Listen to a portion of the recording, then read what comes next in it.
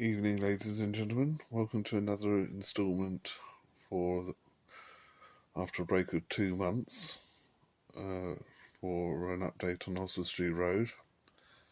After it's come back from Newton Abbot, quite a bit of damage had been done due to wear and tear in transit.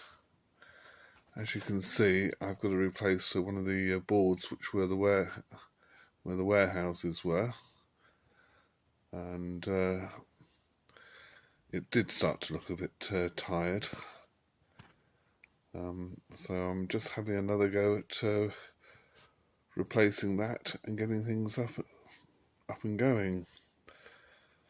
So point operation should be a lot better due to a CDU unit being connected. I've tested it and it seems to be working really well. I'd like to thank my friend Tim Hinch